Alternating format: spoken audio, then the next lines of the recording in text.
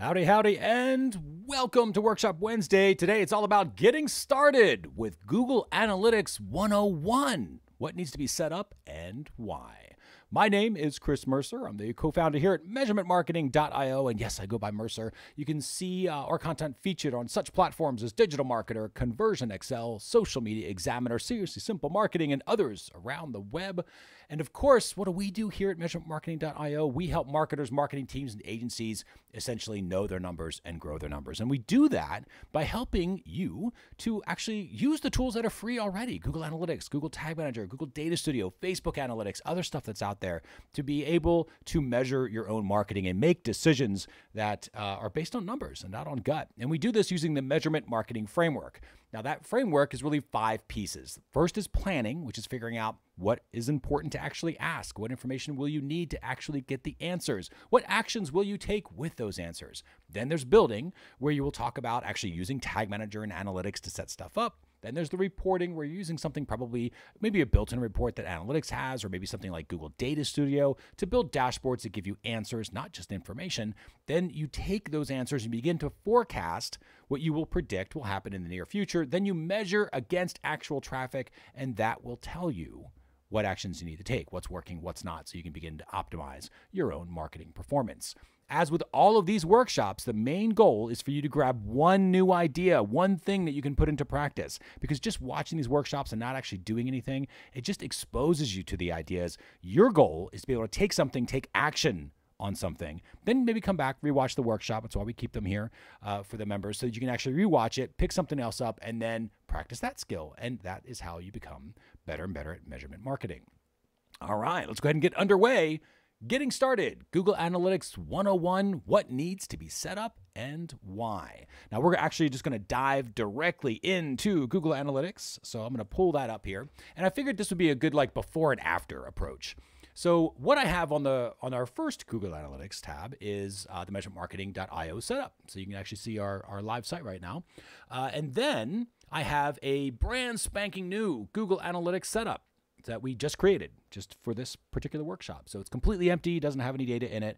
And so I figured we would give kind of 2 examples of where you might be. Maybe you're setting something up for yourself and you're just getting started, or maybe you're working with a client, or you've got an analytics account that you're inheriting and you need to figure out kind of what needs to be set up and why.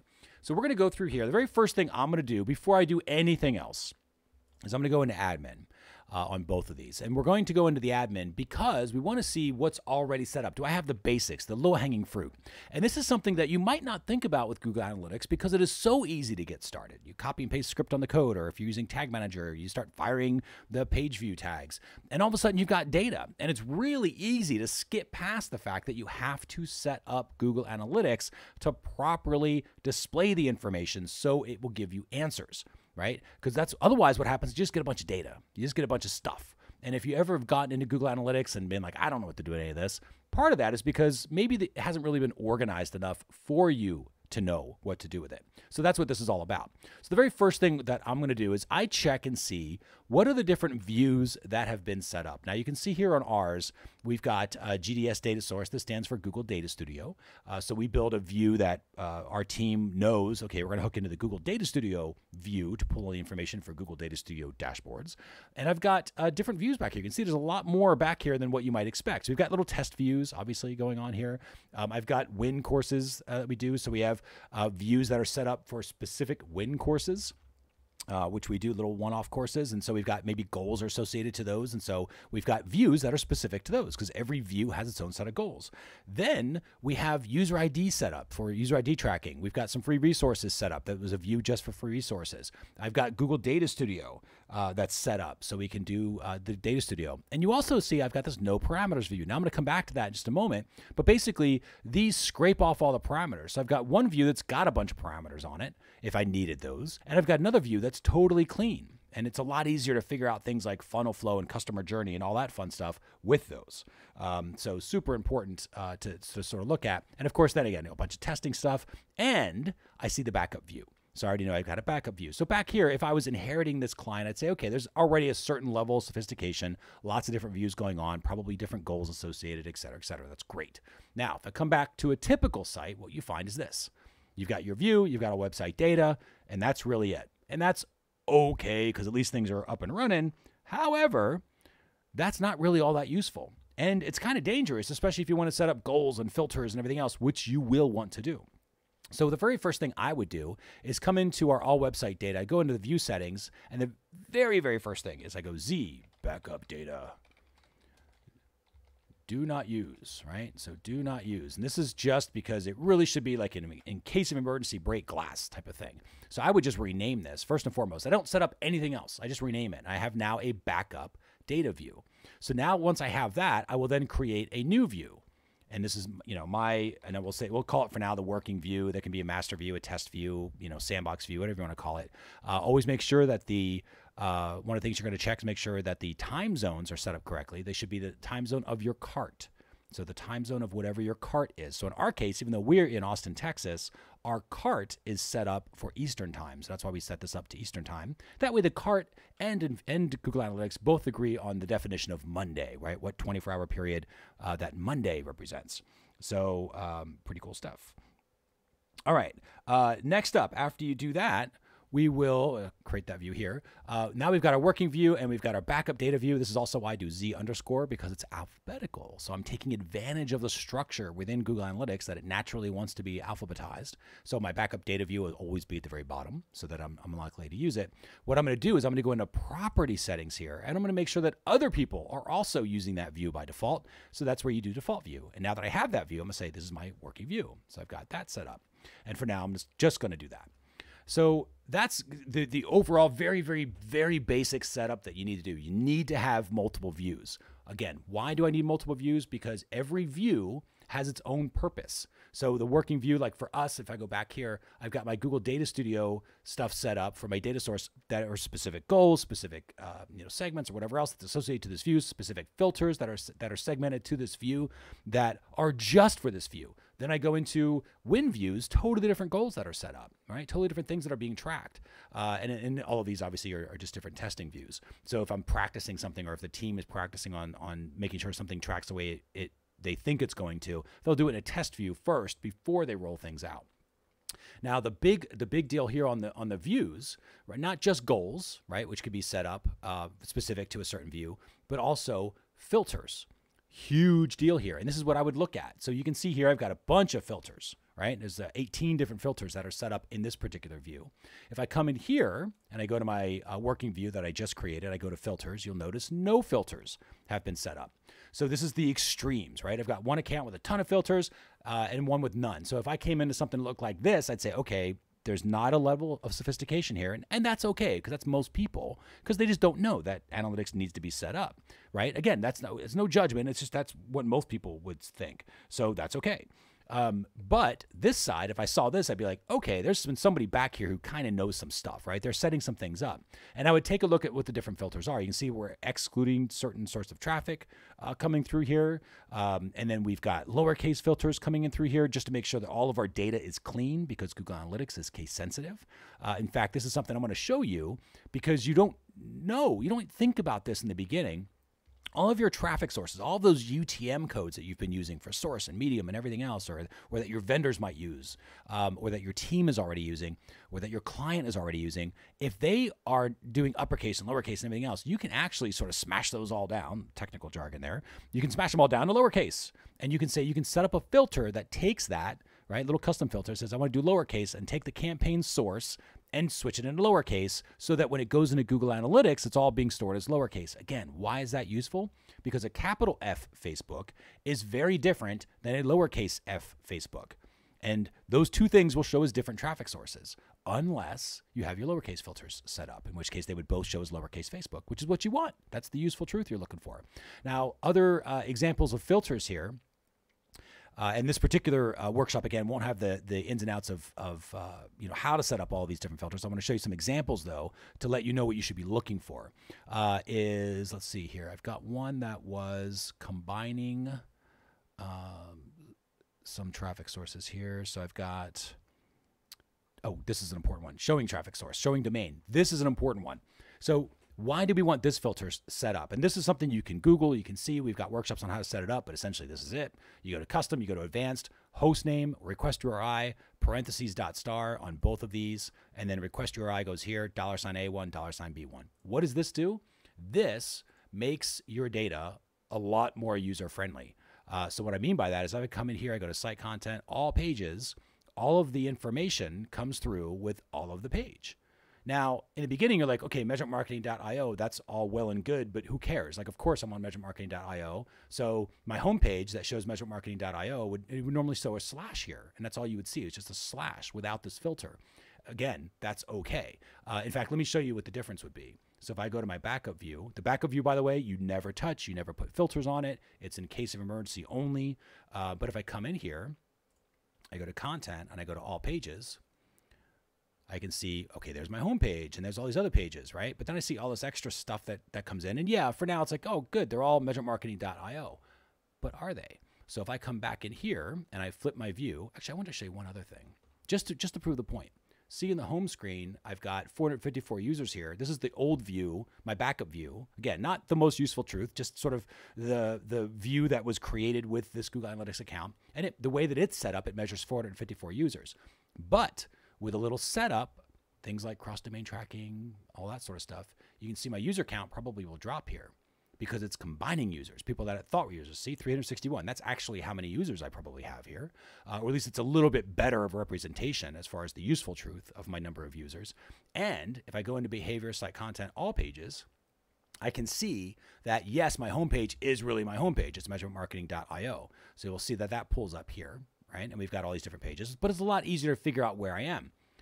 But the benefit is we use Infusionsoft. So if I pull up Infusionsoft pages, I can now see my Infusionsoft pages coming through here as well. There's different order forms that we have for Infusionsoft. We also use something called Webinar Jam for our webinars. So now I can actually see all of the webinar platforms coming through, and I can see if somebody's on a replay. I can see if they're on the live version of the webinar page. I can see if they've registered for thank you pages. So I can see all of this. The only reason I can see all of this is because I've got that show domain filter. It is necessary to set that up. Like, I can't think of a reason why you wouldn't want to do that, because it makes it so easy to figure out what you're looking at. Again, because it matches what's in the URL, right? Of course, it makes it easy to do that. So I'd recommend setting that up. That's one filter, show domain. Lowercase filters would be the second one I would set up. And I would set up lowercase filters. Let me go back into here. Go back into our admin just to show you the lowercase filters you should set up. Set them up for all of these. So term, which is your UTM_term, source, UTM_source, your medium, campaign medium that you'll see, UTM_campaign, medium. Then you've got the campaign, and you've got site search. This is something you don't think about, but this is the stuff that people are searching for on your site. So if you have site search set up, if they look for, how to set goals and they type it all lowercase, that's great. But if they type in a capital H or a capital G, that's going to come across as a different search. And it's really not. It's the same thing. So you want to squish those down all to lowercase. Again, with the technical jargon, I know. But the lowercase site search, I would go custom, click on lowercase, and then search term. And this is all the stuff that you can make lowercase. So that's something useful to help make sure your data is clean. And what I mean by that is it's not fractured. It's not being stored in different ways so that it's harder to figure out what's going on. It's being stored cleanly, all lowercase, all in one spot, so that it's easy to figure that stuff out. Now, I wanted to show you these. These are also something that you should set up. These are combinations. So this is where you take things like Facebook traffic. This is actually kind of a famous one. Facebook, if you look in your own traffic source, I'm going to try to do that here. So let's go into way back in the day. I probably have one here. In fact, I know I have one here because this is unfiltered. So I'm going to look at the unfiltered view. I'm going to go into our acquisition reports, and I'm going to look at all traffic. Let's go to source medium. This is without any filters, so I can show you what it looks like here. So here's without any filters. I've got Facebook.com referral. I've got Facebook CPC. I've got m.facebook. In fact, if I just search for my Facebook traffic, I will see all of this different types of traffic. I got Facebook CPC. That's our paid traffic. This is the stuff that I'm UTMing. Facebook.com referral is stuff that's untagged coming in from Facebook. m.facebook.com referral is mobile stuff that's coming from Facebook. l.facebook.com is stuff that came through desktop but went through a malware server, which everybody does, right? Facebook will occasionally run stuff through malware just to protect its users, so that's normal. You will also see lm.facebook.com. That's the mobile version of the malware scanner that you've gone through, that your traffic has gone through before it hits you. So all of these different Facebooks get split up. But do I really care if anything went through, mobile or desktop, or the mobile version of the malware, the desktop version of the malware? And the answer is no, I don't, and neither do you, because you can find that other ways. You can come in here and just say, I want to see the device category, and that'll tell you if it's mobile or desktop very fast. So instead of having this all fractured, I want to see it all together. That's what the combination filters does in this case, or that's what it does in this particular case. Combine Facebook traffic, you do search and replace, campaign source, which is the source of traffic, and basically there's a little bit of regex magic here, but just copy and paste this in, it'll do the exact same thing. It's a caret symbol, a dot, a star, facebook.com, and the $sign. Basically means go find anything that's facebook.com or had some stuff before facebook.com, replace it with the word Facebook. When you do that, what will happen is, and I'm going to flip back into the other view, so you'll see the exact same report now in a different view. So if I go back in here, acquisition, all traffic, source medium. So now I'm going to look at my traffic sources with that filter set up. Now that I've set up my analytics, look, facebook.cpc, Facebook/referral. So I can see now that I've got both, my traffic source is Facebook, right? My traffic source is Facebook. And then I've got two different mediums. I've got one that's the paid traffic, the stuff that I actually am UTMing and putting money behind. This is the stuff that's untagged. Now, again, if I wanted to see what was mobile or whatever, I could come through here, put in device category, and I can see, okay, here's mobile and desktop, broken them down using secondary dimensions. So it's easy for me to figure out that information and create segments for it, right? Lots of ways to do that, but it's a lot cleaner to be able to look at and say, okay, show me my Facebook traffic. Now, what's another reason that I want to do that? If you go into your campaigns reports, assuming you're using your UTMs properly and you've got all that structure come in, I can come in and say, okay, let's take a look at the win campaign and see what our different traffic sources are. And I can see source medium, Facebook CPC, Infusionsoft email, Infusionsoft forums, Social Media Examiner podcast, Social Media Examiner speaking, right? Here's another podcast, Small Business War Stories. So I've got all of this stuff set up. Why do I show you this? Because you should be using UTMs. Your client should be using UTMs. Your team should be using UTMs. So if you're not tagging your traffic, you don't get a nice clean little thing like, oh, okay, what's the product or service that I'm offering in my all campaigns? In this case, the win campaign for our win courses. But we've got other ones, right? So I've got this is just member notices that go out to our existing members. Academy, of course, for the Measurement Marketing Academy, certification for certification stuff. So we've got these different sort of directions, these purposes that we're sending traffic for. And the big one in this case is Win. That's our primary product with the Win courses and Win Monthly Pass. So as I click into here, I have a nice story of all the different traffic sources and what their results of the traffic sources are from e-commerce perspective or for achieving a certain goal.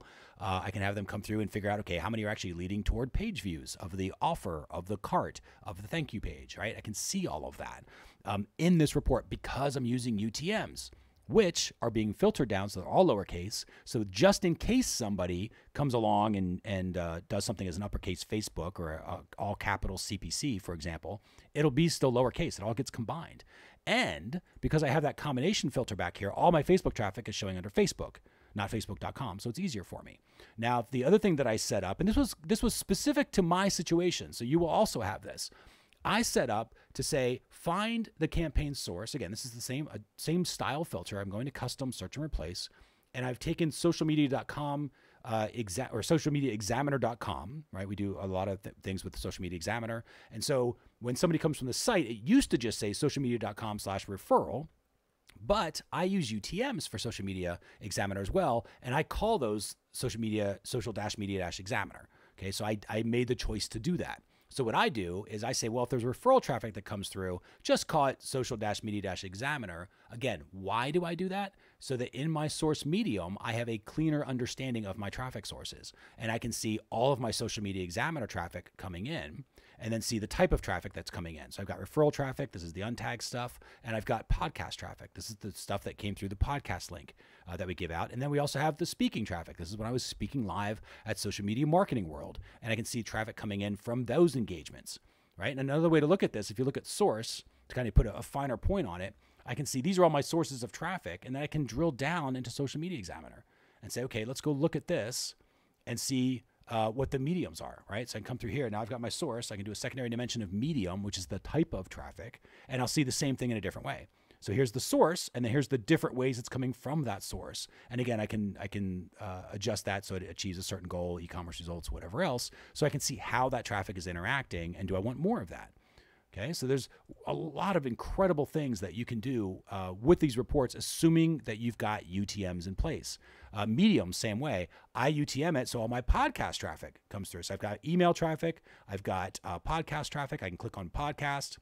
When I do that, I can then bring up the source of the podcasts.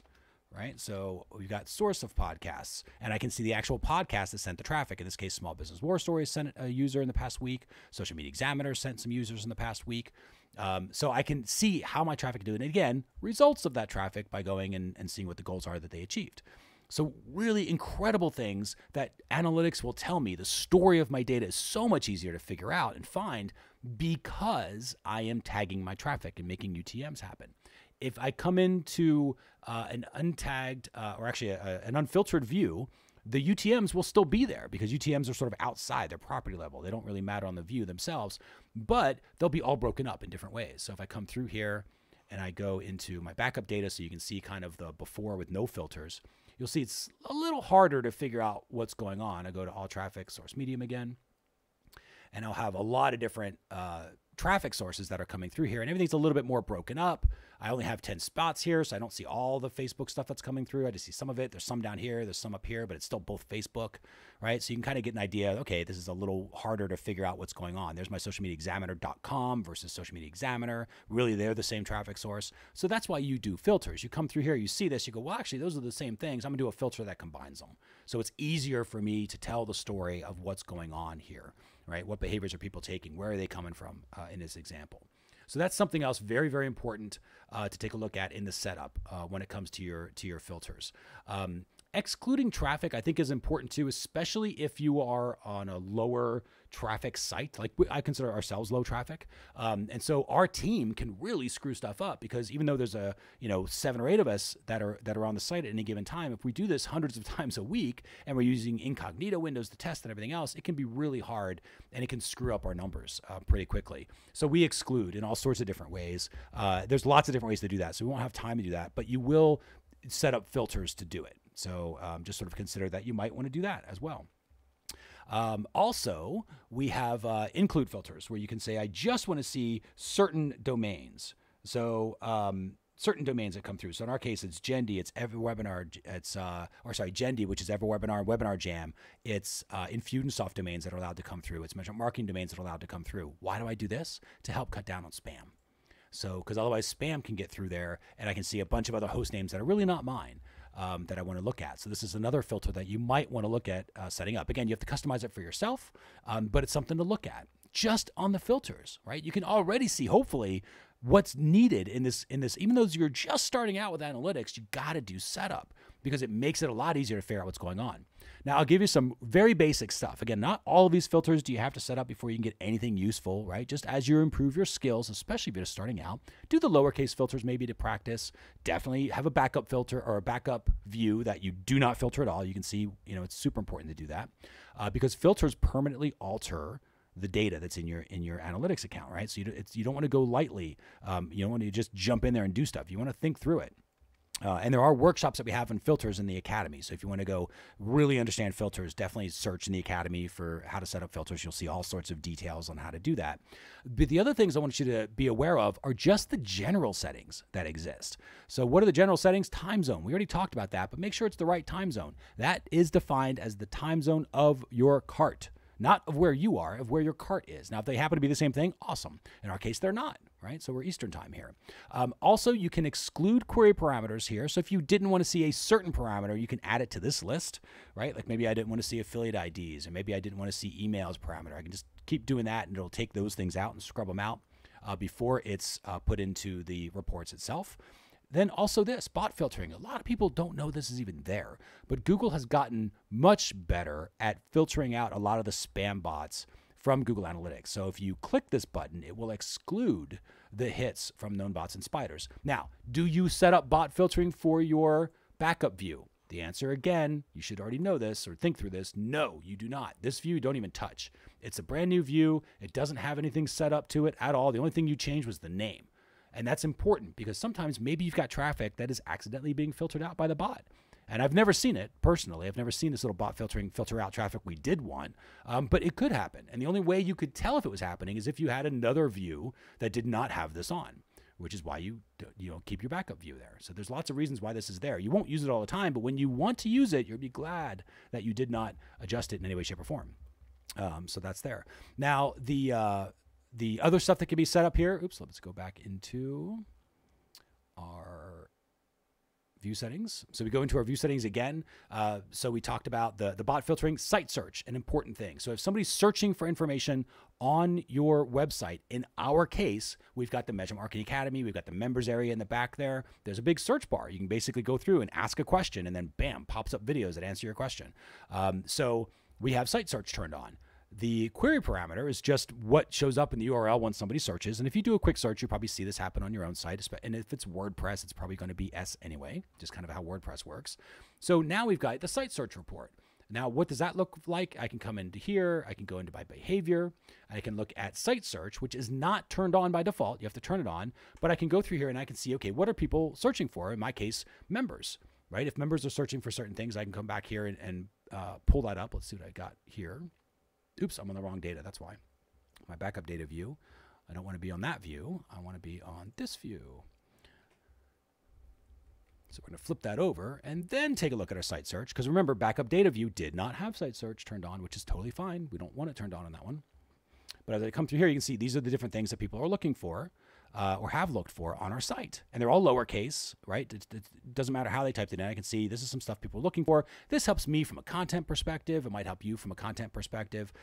Maybe if you've got an e-commerce store with different things people are looking for. If you have a support desk and you want to see what questions people are asking in the support desk, there's lots of reasons to use something like this. So really, really interesting stuff that you can put back here and pull up. And that's how you do it. Turn on site search tracking. Site search categories you can if you want to. We typically haven't found them all that useful, but you can certainly look at that if you need to. I think most people, you won't even need this. So at least get site search tracking if there's any sort of interaction that your site has on it. And that's the view settings, the very, very basic view settings. Other things you should turn on to make sure that you have turned on: e-commerce. If you're tracking e-commerce, you need to have e-commerce enabled. If you don't have it enabled, you cannot collect the data. But the first step is turning it on. Second step is making sure you start sending the data. Again, way out of the scope of this particular setup video, but you do want to make sure at least it's turned on if you one day intend to use e-commerce. Because otherwise, if you just start sending e-commerce, or maybe your cart has an integration for e-commerce, if it's not turned on, it's not going to be restored by Google Analytics. So that's something else to take advantage of. And of course, look at goals. Like you can see here, there's lots of different goals set up. I know there's a certain level of sophistication of the goals that are set up. And so I can see all of that. I can also see different types of goals. Like we have little event goals set up, and they're not all destination goals. So that's also kind of interesting to take a look at. If you've got a client who has any goals at all, there's huge potential for you to be able to set that stuff up. So you definitely want to set up some goals. And remember, think ACE. So awareness goals, the completion goals, of course, the closing goals, and also along the way, those engagement goals that show engagement with the process. So that's how you want to set those up. And again, we have a whole ACE goals workshop in the membership Academy. If you want to go take a look at the Measurement Marketing Academy workshop library, you can see that in there. Just search for it, you'll find it. But that's, make sure you have goals set up. The final stage I want to take a look at here is under property. So remember, the property is your overall data. That's where everything goes in. It's the account number, right? Whenever they ask you account number, it's the property, the tracking ID, but it's based on the property. The views just alter what that looks like, but everything's stored in the property. So it kind of starts here. That's why we made the default view, in this case, like the no parameters view. And it also gives an idea of how much you're using and everything else. Two things I would say to set up here. One, user analysis. Turn this on if it's not on already. This was a reasonably new feature. It came out over the past year or so, where in Google Analytics, it tracks everything by session, which is by visit. But that's not really all that useful. It really should be more by user, because when you think about who's coming to your site and what actions they're taking, you're not thinking about it in terms of sessions. If you are, fine, turn this off, keep it turned off. But mostly you think about it in terms of users naturally. So Google Analytics is really moving toward a more user-centric reporting interface, and turning this on switches everything. So instead of reporting from sessions, a lot of the reports start saying users. So that's where this happens. You gotta make sure that, I would say by default, turn this on, because it's more useful this way, in my opinion. And then also set up and start linking accounts like Search Console. You can see those also down here under product linking. Typically, for most of your clients or for yourself. If you're using Google Ads, you want to make sure that that's adjusted and linked in.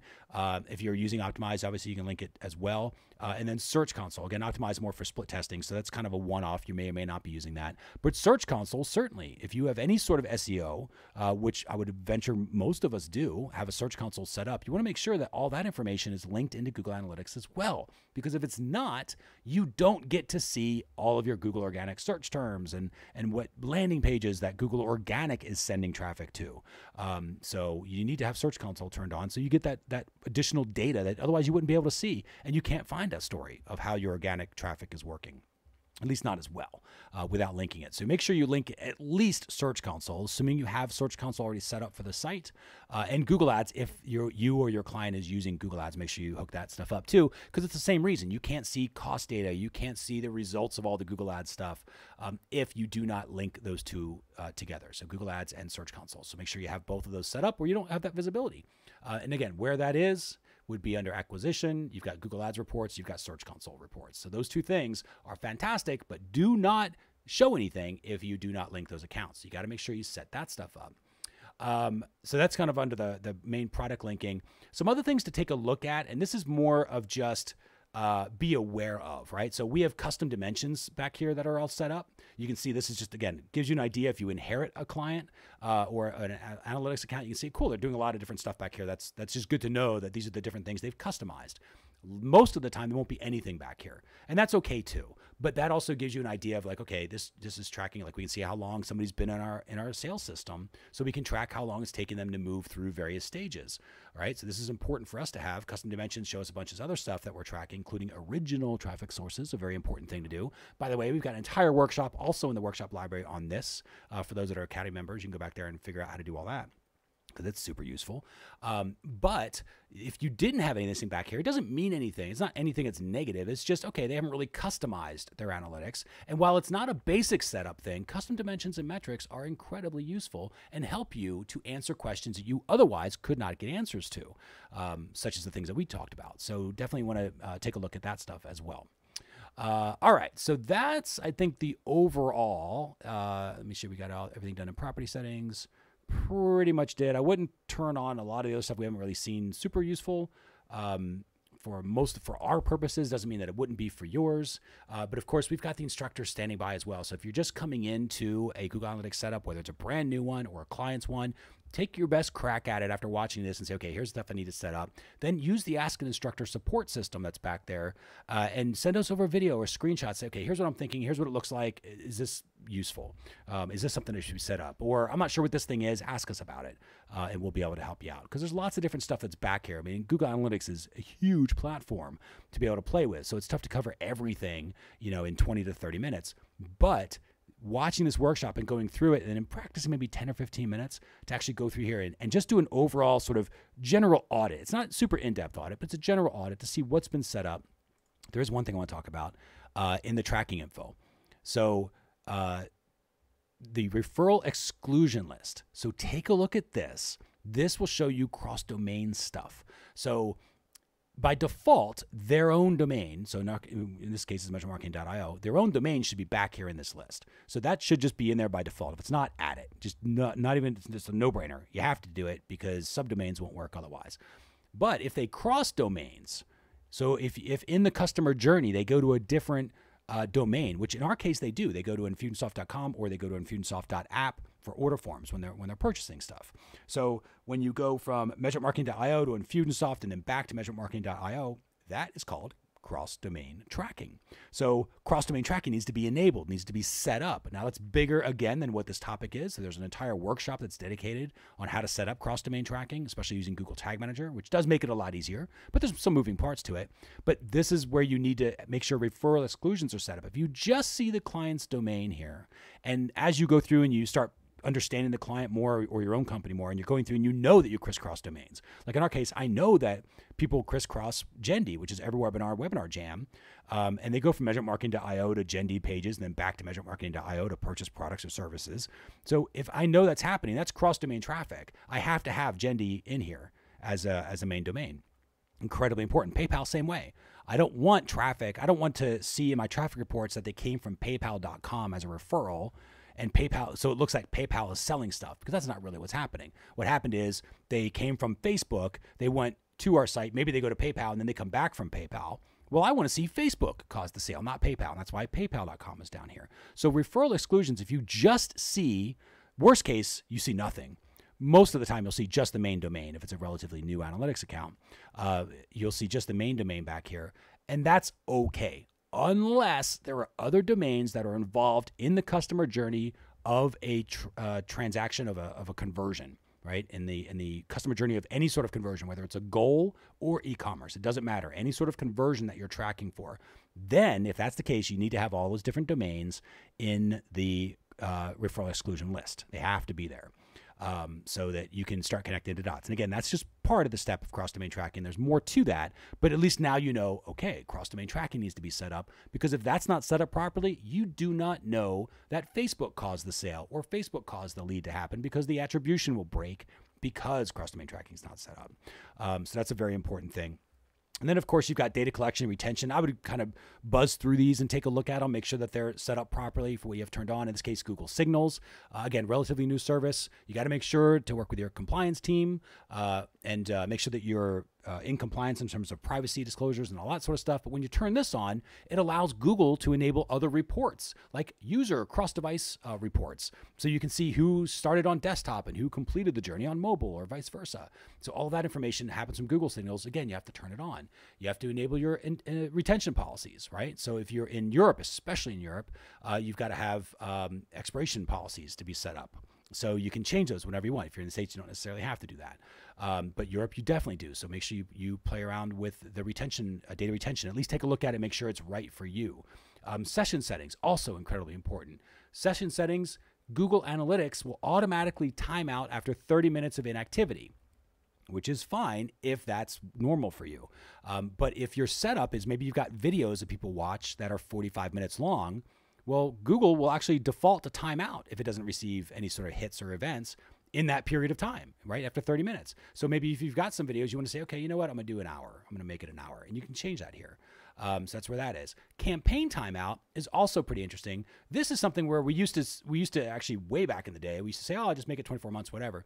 But this is an attribution window. This is how long Google Analytics will retain credit for a particular traffic source that it has in record. And 6 months seems like a long time for me to do that. I want to know, in our case, like 6 months seems too long. I want to basically say, and I'm going to change this now. In fact, this I'll make 30 minutes, because that does work for us, because we do a lot of tracking on our events. So that's fine. So if after 30 minutes of no tracking, no events coming through, no hits coming through from the user, I'm going to assume that they've left, right? So that's okay to time out at that point. But this campaign timeout, I don't need Google Analytics keeping track of a campaign and giving credit for some campaign that happened 5 months ago, because it's probably not that. I'd rather not see that. So in my case, I'm going to say, okay, let's make it the last 7 days. So if it's anything with the last 7 days, then fine, it gets credit. Otherwise, it'll show up as direct none or whatever the other campaign that it's got in record. So that's how I'm going to do it. I'm going to kind of tie in my attribution windows. I like tight attribution windows because that works for me in my marketing. My marketing is such that it's designed to work quickly. I don't design an ad so that 6 months later you buy from that ad. That's not how it is for us.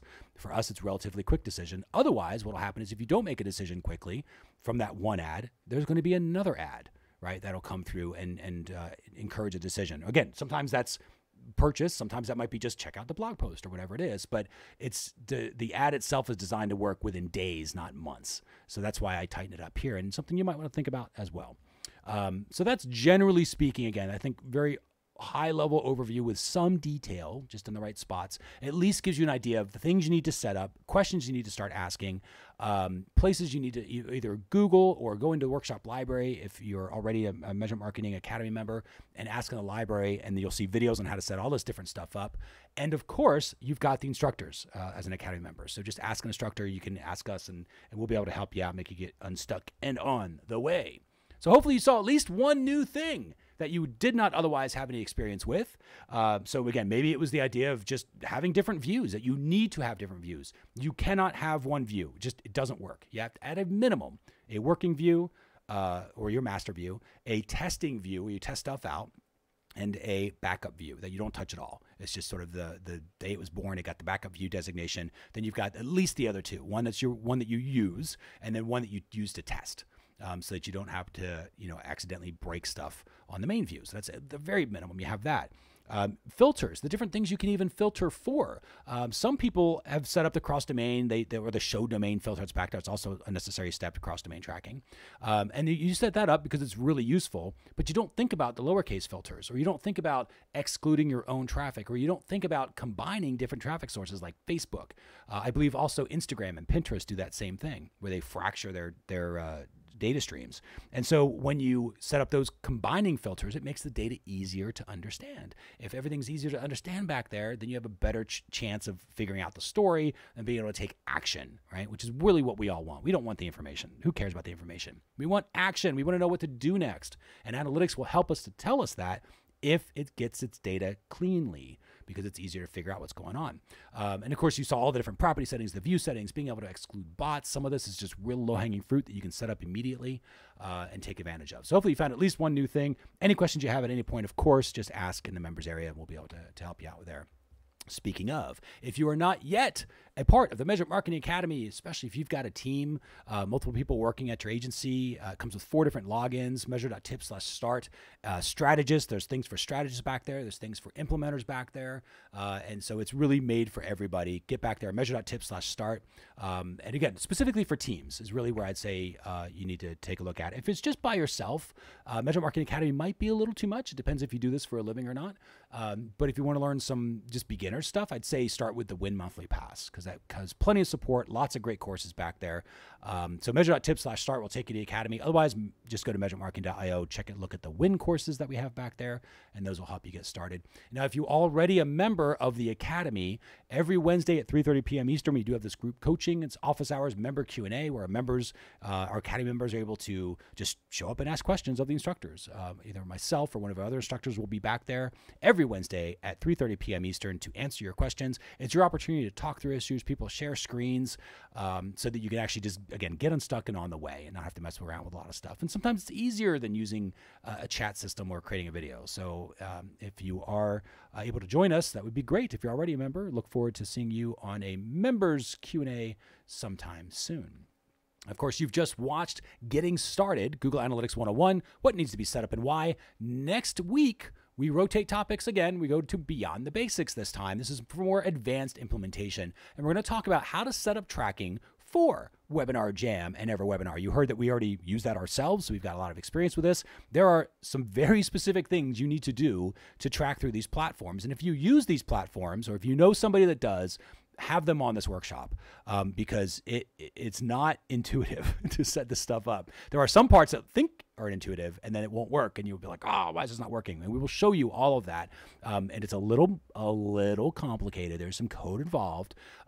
But if you just follow the steps, you will find that your tracking gets a whole lot better through those 2 platforms. So that'll be next week's Workshop Wednesday. Speaking of, if you are not yet a part officially of at least Workshop Wednesday. Now, if you're an Academy member, you already are. Right? You already have access to all this stuff. But if you're not, we do have Workshop Wednesday. Measure.tips/WW will take you there. It is currently free. And what that is each week we do a new workshop, just like this one, like the one you're seeing now. We do not release all of the workshops publicly, though. So if you want access to the workshops, you can. You get access to them for the entire week until the next workshop comes around. Measure.tips/WW will get you access so that you can stay up to date and take a look. It's just our way of helping out the community. So measure.tips/WW will get you there, and you can have access to all of the different workshops that you want. All right, that's it. Let's go ahead and bring it to a close. Appreciate you watching this one. This has been Getting Started, Google Analytics 101, what needs to be set up and why. Thanks again for watching this workshop, and we will see you on the next one soon. Take care.